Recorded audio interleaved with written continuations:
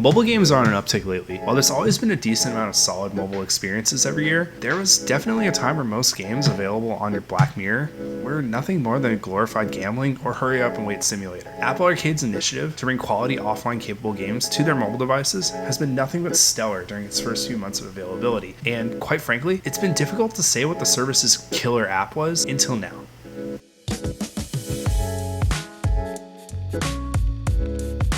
Sayonara Wild Hearts is much more than it seems at the surface level. It's the perfect blend of music, light narrative, incredible visuals, fun and involving gameplay, all wrapped up in a perfect on-the-go friendly package. Basically, it doesn't waste your time. I'll admit right now that going into this review, I was expecting nothing more than something to pass the time on a 4-hour flight from Los Angeles to Orlando. Instead, I was left with a gameplay experience that even after I finished it, I couldn't wait to try it all over again and again and again after that. While this may sound like it's hyperbole, and the fact that my first impression of the game was on a plane with nothing else to do, I waited a few days and played the game again on a Nintendo Switch and an iPad just to make sure it was as good as it was the first time. So, without further ado, let's get on to the review.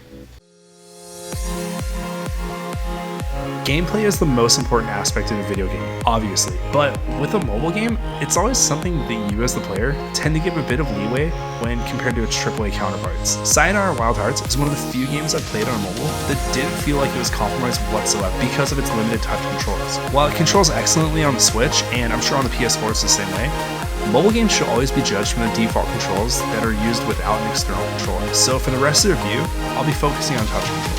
As far as controls go on that touchscreen, it's simple swipe and tap movements, but the team at Smogo did an excellent job of making sure these commands are easy to spot without the screen looking too busy or slowing down too much or just something awful. The core gameplay is simple. It involves you dashing forward towards an enemy boss while collecting as many hearts as possible without getting killed. Dodge projectiles and obstacles at the very last second to get a higher score, blah blah blah. You've seen it a million times before. So to fix what's essentially a very boring gameplay loop, every single level changes this dramatically without adjusting the fundamental gameplay mechanics.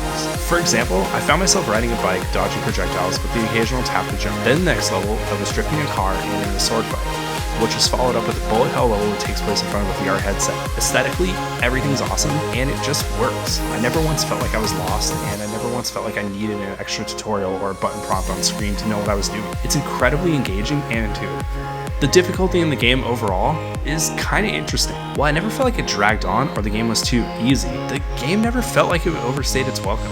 Your first playthrough of the campaign is going to be pretty short. Sayonara does a great job of making sure it's never too difficult without holding your hand. If you die too much in the same place, you'll be given the option to either skip that section or keep on going. Accessibility like this is something that's definitely welcome in modern games, and I appreciate the option to make the game easier, but not be forced to drop down to an easier mode or something like that. Because quite frankly, if you're not good at timing, there's a few spots that would be extremely difficult. At its core, Sayonara Wild Hearts is a musical of sorts.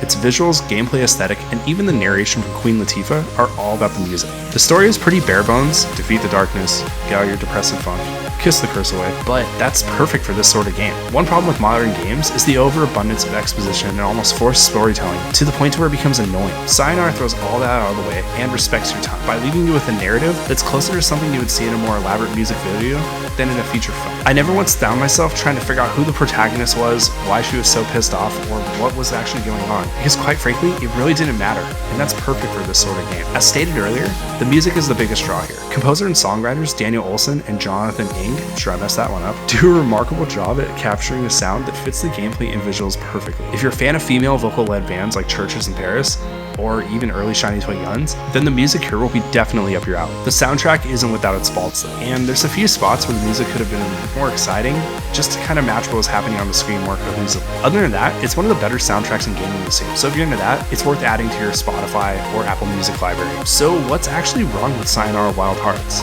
To be honest, not much. There's a few spots where the bullet hell gameplay may have been a bit too much for me to handle, and the game got significantly better once I bumped up the sensitivity a little bit, but those are more personal problems than actual negative points in the game itself. It handled amazingly well on the Switch, and the iOS version was enjoyable on both the iPhone and the iPad with the pencil. It's actually one of the few times I played a game and immediately knew I was getting into something special and different, hence why I decided it was necessary to play through the game 3 times on different platforms at different times. Sayonara Wild Hearts is easily Apple Arcade's first killer app, and it's a must-play if you're a subscriber, interested in music games, or just want to try something that doesn't require a massive time commitment. The synergy between the visuals, gameplay, and music raises the bar for this genre, and honestly, I can't recommend this game and its soundtrack anymore.